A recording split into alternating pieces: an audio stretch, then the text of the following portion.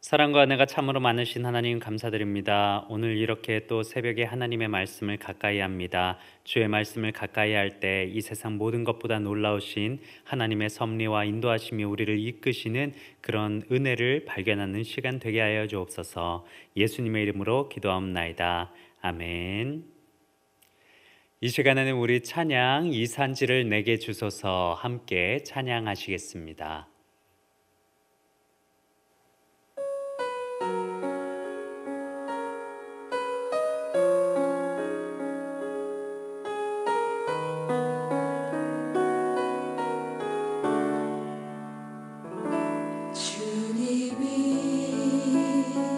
주신 땅으로 한 걸음씩 나아갈 때에 수많은 적들과 견고한 성이 나를 두렵게 하지만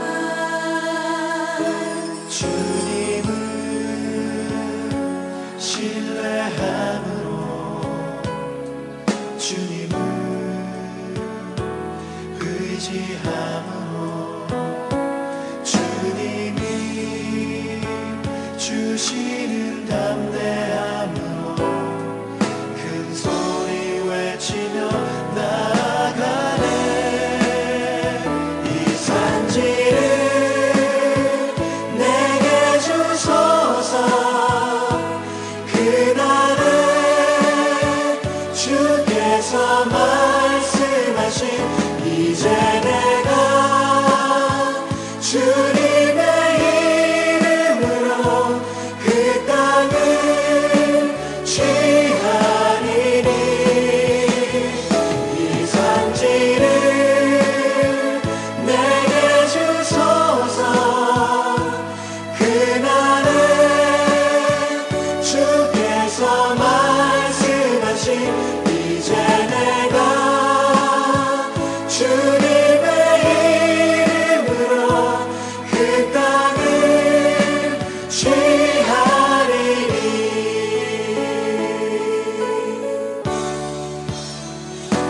주님을 신뢰함으로 주님을 의지함으로 주님이 주시는 담대함으로 큰 소리 외치며 나아가네.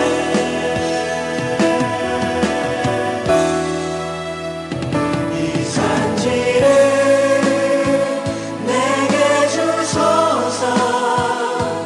그날에 주께서 말씀하신 이제 내가 주님의 이름으로 그 땅을 취하리니. 이 산지를 내게 주소서. 그날에 주께서 말씀하신 이제 내가 주님의 이름으로 그 땅을 취하리니. 그 땅을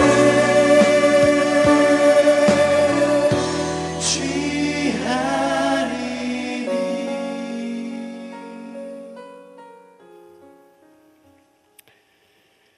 네, 오늘 우리에게 주신 하나님의 말씀은 민수기 13장 21절에서 33절까지의 말씀입니다. 민수기 13장 21절에서 33절까지의 말씀을 제가 봉독해 올립니다. 이에 그들이 올라가서 땅을 정탐하되 신광야에서부터 하맛 어기 르홉에 이르렀고 또 네겝으로 올라가서 헤브론에 이르렀더니 헤브론은 애굽 소안보다 7년 전에 세운 곳이라. 그곳에 아낙 자손 아히만과 세세와 달메가 있었더라.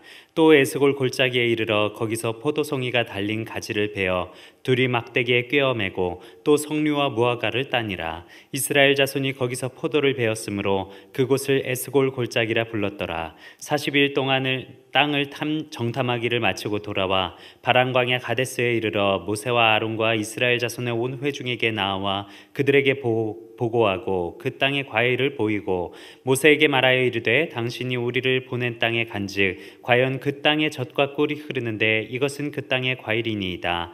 그러나 그 땅 거주민은 강하고 성읍은 견고하고 심이 클 뿐 아니라 거기서 아낙 자손을 보았으며 아말렉인은 남방 땅에 거주하고 헤딘과 여부스인과 아모리인은 산지에 거주하고 가나안인은 해변과 요단가에 거주하더이다. 갈렙이 모세 앞에서 백성을 조용하게 하고 이르되 우리가 곧 올라가서 그 땅을 취하자 능히 이기리라 하나 그와 함께 올라갔던 사람들은 이르되 우리는 능히 올라가서 그 땅을 치지 못하리라. 그들은 우리보다 강하니라 하고 이스라엘 자손 앞에서 그 정탐한 땅을 악평하여 이르되 우리가 두루 다니며 정탐한 땅은 그 거주민을 삼키는 땅이요 거기서 본 모든 백성은 신장이 장대한 자들이며 거기서 네피림 후손인 아낙 자손의 거인들을 보았나니 우리는 스스로 보기에도 메뚜기 같으니 그들이 보기에도 그와 같았을 것이니라. 아멘. 네, 오늘은 민수기의 말씀을 통해서 우리가 함께 하나님의 말씀을 살펴보기를 원합니다. 어딘가 새로운 환경에 적응한다는 것은 굉장히 어려운 일입니다.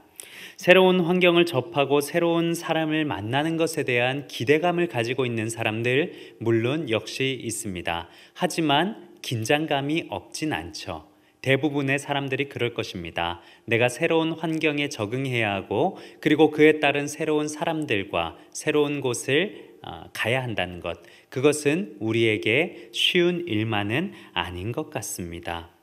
오늘 본문이 그와 같은 상황입니다. 이스라엘 백성들이 가나안 땅을 들어가기 위해서 그 땅을 미리 정탐하려 12명의 정탐꾼을 보내었습니다. 그 정탐꾼들이 40일 동안 정탐하면서 보았던 가나안 땅은 가히 대단했습니다. 상상했던 대로 젖과 꿀이 흐르며 과일들이 많이 나고 그리고 또 지중해를 끼고 있어 농사도 잘 되는 그런 좋은 땅이었습니다.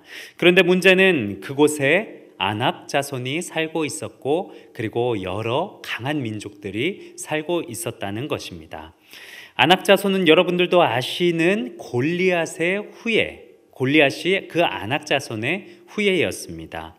거인들이 그곳에 살고 있었고 유목민이어서 제대로 무기조차 갖추지 못했던 이스라엘과는 달리 그곳에 정착해 있었던 민족들은 이미 청동기 문화가 발달해서 무기 자체가 이스라엘 백성들과 비교가 되지 않는 그런 강한 것들을 가지고 있었습니다.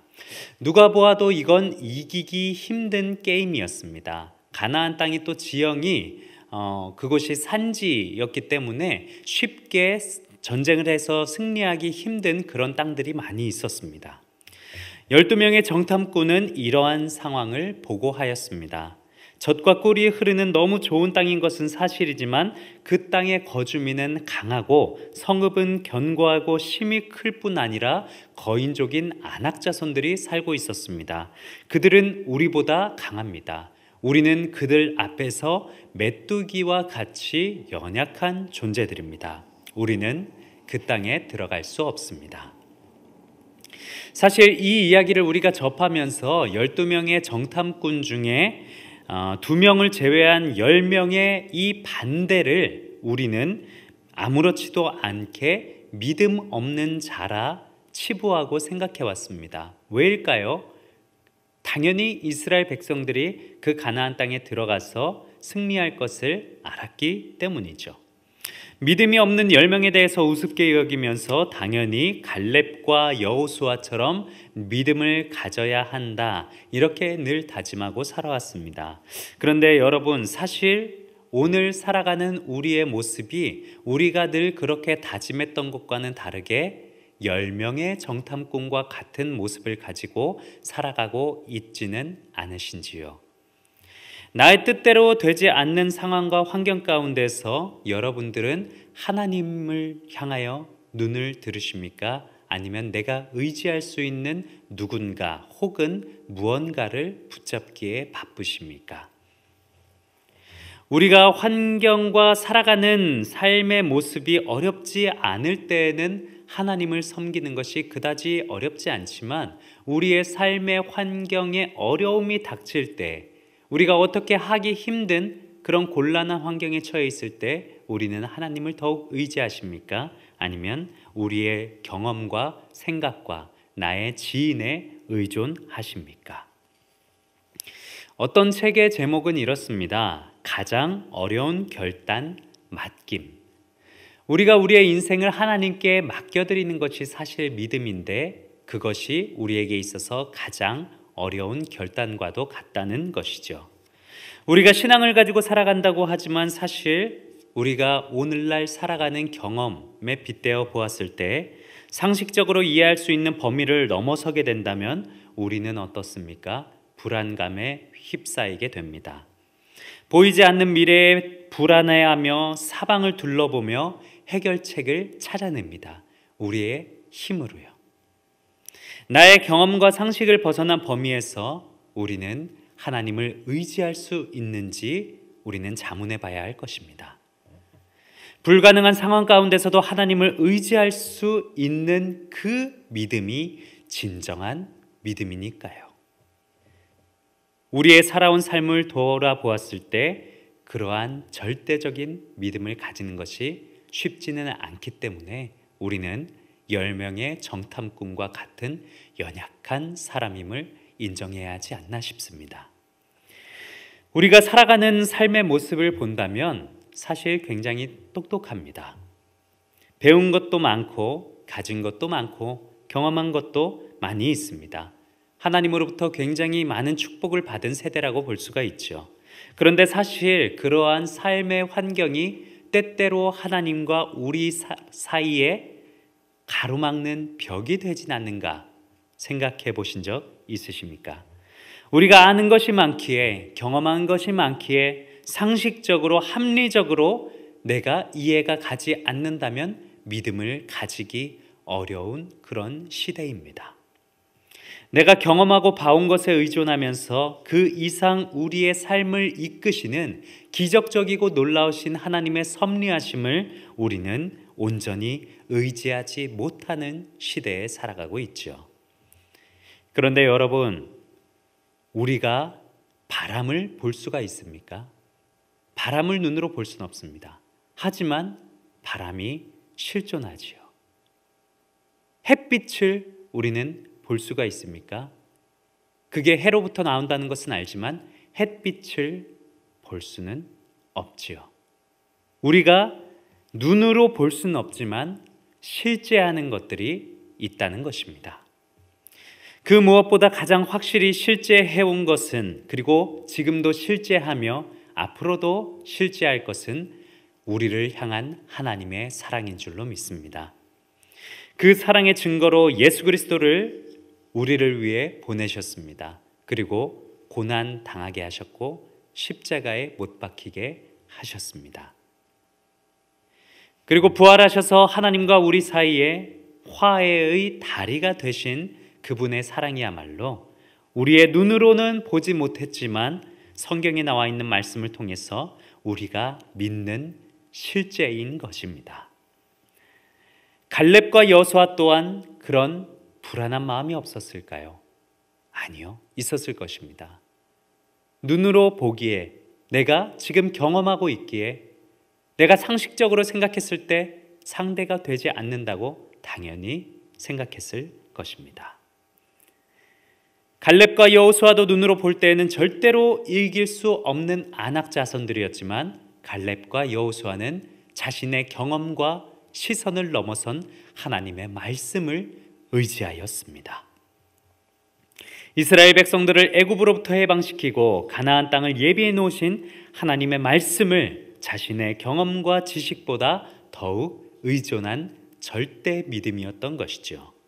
사랑하는 성도 여러분, 우리의 인식과 지식과 경험을 넘어서 진짜로 믿기 어려운 상황 가운데서 하나님을 믿는 절대적인 믿음이야말로 우리가 가져야 될 진짜 믿음일 줄로 믿습니다.